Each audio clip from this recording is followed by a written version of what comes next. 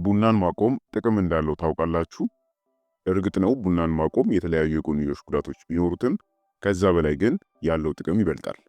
ስለሆነም በዚህ ቪዲዮ ቡናን መጠጣት ብናቆም በሰውነታችን ላይ ምን ለውጦች ይፈጠራሉ፣ እንዲሁም ደግሞ ልናገኝ የምንችለው የጤና ጥቅሞችስ ምንድናቸው የሚለውን የምንመለከት ይሆናል። ዶክተር አማኑኤል ነኝ። እስከ ቪዲዮ ፍጻሜ አብራችሁኝ ቆዩ። አንደኛውና የመጀመሪያው ቡናን ብናቆም በሰውነታችን ላይ የሚፈጠረው ጥሩ እንቅልፍ እናገኛለን። ካፌን በአእምሮ ውስጥ ካለው አዲኖሲን ከተባለ የነርቭ መልእክት አስተላላፊ ጋር በመዋቅር ተመሳሳይ ነው። አዲኖሲን ንቃት እንዲኖር ያደርጋል። ካፌን ከአዲኖሲን ሪሴፕተር ጋር በመተሳሰር ተመሳሳይ ውጤት ሊያስከትልና ንቁ ሆነን እንድንቆይ ያደርጋል። ሆኖም የዕለት ተዕለት የካፌን አወሳሰዳችን እንቅልፋችንን ሊጎዳ ስለሚችል የንቃት መቀነስ፣ እረፍት ማጣትና የቀን እንቅልፍ ያስከትላል። ይሄ በተለይ ከመኝታ ሰዓት በ6 ሰዓታት ውስጥ ካፌን የምትወስዱ ከሆነ የሚያጋጥም ነው። ቡናን ማቆም በቀላሉ ለመተኛትና ያልተቋረጠ የሌሊት እንቅልፍ እንዲኖራችሁ ይረዳል። ሁለተኛ፣ ቡናን ብናቆም የደም ግፊታችን ይቀንሳል ወይም ደግሞ ይስተካከላል። ቡናን ማቆም ከሚያስገኛቸው ጥቅሞች አንዱ ለደም ግፊት ጥሩ መሆኑ ነው። ካፌን ማዕከላዊ የነርቭ ስርዓትን የሚያነቃቃና የደም ስሮችን የሚያጠብ ንጥረ ነገር ነው። የደም ስሮች እንዲጠቡ በማድረግ የደም ፍሰትን ይቀንሳል ወይንም ደግሞ ይገድባል። ስለሆነም ካፌን የደም ግፊትና እንዲሁም ደግሞ የልብ ምት እንዲጨምር ያደርጋል ማለት ነው። ከፍተኛ የደም ግፊት የልብ ድካምና ስትሮክን ጨምሮ ከብዙ ከባድ የጤና ችግሮች ጋር የተያያዘ ነው። ስለሆነም ቡናን ብናቆም በዋነኛነት የደም ግፊታችን የሚስተካከልልን ወይም ደግሞ የሚቀንስልን ይሆናል ማለት ነው። ሶስተኛ፣ የጭንቀት መጠናችን ይቀንሳል። ብዙ ሰዎች ጠዋት ላይ አንድ ሲኒ ቡናን የሚጠጡት ካፌን ኃይል ስለሚሰጣቸው ነው። ሆኖም ካፌን የሰውነትን የፋይት ወይም ደግሞ ፍላይት ሪስፖንስን ያነቃቃል። ይህም ስሜታዊ መሆን፣ ጭንቀት፣ ድብርት፣ የልብ ምትና ፍርሃት ያሉ ምልክቶችን ያስከትላል። ቡናን ማቆም በተለይ ለጭንቀት ወይም ደግሞ ለድብርት የተጋለጡ ከሆኑ ጭንቀትን ለመቀነስ ይረዳል ማለት ነው። አራተኛ፣ ቡናን ብናቆም ከራስ ምታት እፎይታን እናገኛለን። ራስ ምታት ቡናን ማቆም ከሚያስከትላቸው የተለመዱና እንዲሁም ደግሞ ህመም ከሆኑ የጎንዮሽ ጉዳቶች አንዱና ዋነኛው ነው። ቡናን በለመዳችሁት ሰዓት መጠጣትን ካቆማችሁ ወይም ደግሞ ለአንድ ቀን ብትዘሉት እንኳን ብዙም ሳይቆይ ራስ ምታት ይከሰትባችኋል። ወይም ደግሞ ራስ ምታቱ ከጥቂት ቀናት በኋላም ሊከሰትባችሁ ይችላል። ከራስ ምታቱን ባለፈ ራሳችሁን የመክበድ ስሜት መሰማት፣ ትኩረት የማድረግ ችግር፣ መበሳጨት፣ መናደድ እናም ደግሞ ድካም የመሳሰሉ ምልክቶችም ይከሰታሉ። ቡናን ባታቆሙም እንኳን በአንዳንድ ሰዎች ላይ ቡና መጠጣት የዕለት ተዕለት ራስ ምታት ተጋላጭነትን የሚጨምር ይሆናል።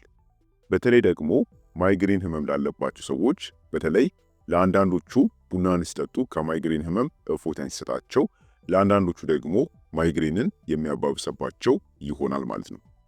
በመሆኑም ግን እንደ አጠቃላይ ስናየው ቡናን ብናቆም የራስ ምታት ህመም የሚቀንስልን ይሆናል ማለት ነው። አምስተኛ፣ ቡናን ማቆም ከምትመገቡት ምግብ ንጥረ ነገሮችን በቀላሉ ሰውነታችሁ እንዲጠቀም ይረዳል። ቡና ታኒን የሚባሉ ንጥረ ነገሮች ይዟል። ይህም ንጥረ ነገር እንደ ቢ ቫይታሚኖች፣ ካልሲየም እና አይረን ያሉ ጠቃሚ ንጥረ ነገሮች በአንጀታችን እንዳይመጠጡ ወይም ደግሞ አብዞርብ እንዳይሆኑ ይከለክላል። ይህ በተለይ የተመጣጠነ አመጋገብ ለማይመገቡና በጣም ከፍተኛ የካፌን መጠን ለሚወስዱ ሰዎች የተለመደ ነው። ካፌን ማቆም ከምግብ ውስጥ ያሉትን ንጥረ ነገሮች በተሻለ ሁኔታ በመምጠጥ ሰውነታችን ከምንመገበው ምግብ በቀላሉ ንጥረ ነገሮችን እንዲያገኝ ያስችላል ማለት ነው። ካስታወሳችሁ ቡናን መጠጣት የማይፈቀድላቸው ሰዎች በሚለው ቪዲዮ ላይ አንደኞቹና ከቡናን መጠጣት የሌለባቸው ህፃናት ናቸው ብያችሁ ነበር። ህፃናት ላይ ቡናን መጠጣት ከሚመገቡት ምግብ ንጥረ ነገሮችን እንዳያገኙ እንዲሁም ደግሞ የረሃብ ስሜትን እንደሚደብቅባቸው ነግሬያችሁ ነበር። ታዲያም ቡናን መጠጣት ሰውነታችን በአግባቡ ከምንመገበው ምግብ ንጥረ ነገር እንዳያገኝ በመከልከሉ አማካኝነት ቡናን ስናቆም በቀላሉ ከምንመገበው ምግብ ሰውነታችን አስፈላጊው ንጥረ ነገሮችን ያገኛል ወይም ደግሞ ይጠቀማል ማለት ነው። ስድስተኛ፣ ቡናን በማቆም በሰውነታችን ላይ የሚፈጠረው የክብደት መቀነስ ነው። ብዙ ካፌን መጠጦች በስኳር የተሞሉ ናቸው። ካፌን መቀነስ ወይም ደግሞ ማስወገድ አጠቃላይ የካሎሪ መጠንን ለመቀነስና ክብደት ለመቀነስ ይረዳል። በተጨማሪም ቡና የኮርቲሶል ምርትን ይጨምራል። ኮርቲሶል በሆድ አካባቢ ስብ እንዲከማች በማድረግ የሆድ ስብ ወይም ደግሞ ቦርጭ እንዲፈጠር በትንሹ አስተዋጽኦ ያደርጋል። ቡናን በማቆም ብቻ በቶሎ ክብደት መቀነስ አይቻልም። ነገር ግን በወገብ አካባቢ ተጨማሪ ስብ የሚፈጥረውን እናም ደግሞ የሚያከማቸውን ሂደት ለመቆጣጠር አስተዋጽኦ ያደርጋል። ሰባተኛ፣ ቡናን ስናቆም የሆርሞን መጠናችን የሚስተካከል ይሆናል።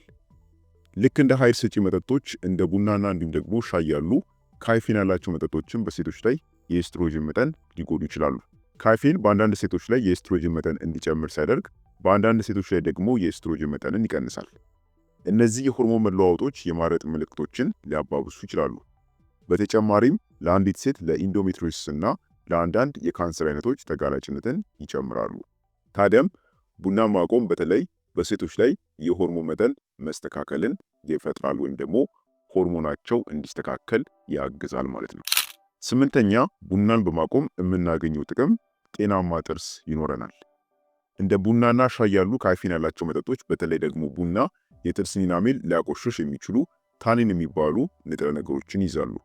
እንዲሁም ደግሞ በቡና መጠጦች ውስጥ ያለው አሲድ የጥርስ መበላሸትንና መበስበስን ሊያስከትል ይችላል።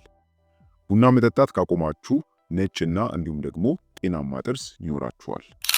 ዘጠነኛ፣ የጨጓራና የአንጀት ችግሮች ይቀንሳሉ። ካፌን ያላቸው መጠጦች የምግብ መፈጨት ችግሮችን ሊያባብሱ ይችላሉ። ካፌን የአንጀት ጡንቻዎች ያነቃቃል እናም ደግሞ ተፈጥሯዊም የላክሴቲቭ ተጽዕኖ አለው።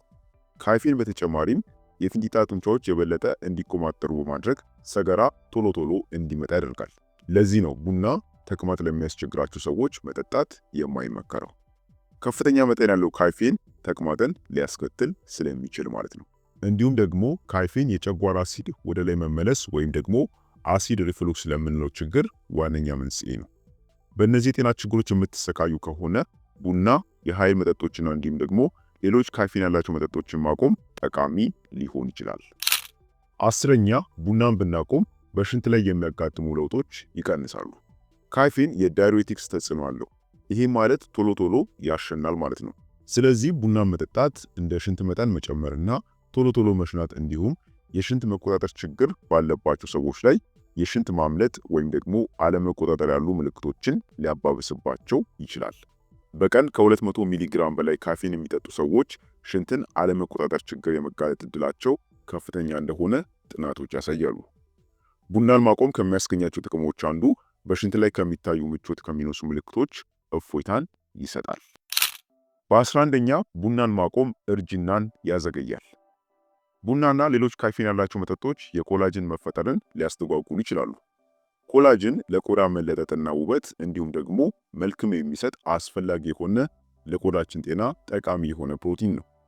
ቡናን ስታቆሙ በፊታችሁ ላይ የሚወጡ መስመሮች እናም ደግሞ የፊት መጨማደድ ይቀንስላችኋል። በዚህም የእርጅና ምልክቶችን ማስቀረት የምትችሉ ይሆናል ማለት ነው። ስለሆነም ታዲያ እንደ አጠቃላይ እነዚህ 11 ለውጦች ቡናን ስናቆም በተለይ ቡናን መጠጣት ብናቆም በሰውነታችን ላይ የሚፈጠሩ ለውጦችና እንዲሁም ደግሞ የጤና ጠቀሜታዎች ናቸው ማለት ነው። ቡናን መተው ከባድ ሊሆን ይችላል። ምክንያቱም ቡና አእምሮን የሚጎዳ የስነ አእምሮ ንጥረ ነገር ስላለው ነው። በድንገት ካቆማችሁት እንደ ራስ ምታት፣ ብስጭት፣ ትኩረት ለማድረግ መቸገር እናም ደግሞ ድካም ያሉ ምልክቶች ሊከሰትባችሁ ይችላል።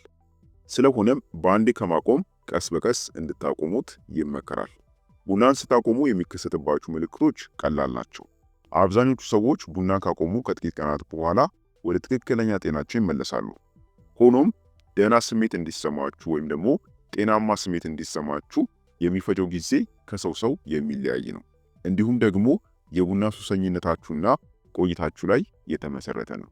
ነገር ግን እንደ አጠቃላይ ቡናን በአንዴ ከማቆም ቀስ በቀስ እንዲያቆሙ ይመከራል ማለት ነው። ከዚህ ጋር በተያያዘ ቡናን ለማቆም የሚረዳችሁ ጠቃሚ የሆኑ ስትራቴጂክ የሆኑ መንገዶች አሉ።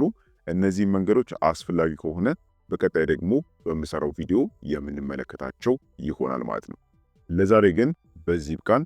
በቀጣይ አስተማሪ የጤና ትምህርት እስከማገኛችሁ ድረስ ቸር ሰንብቱ።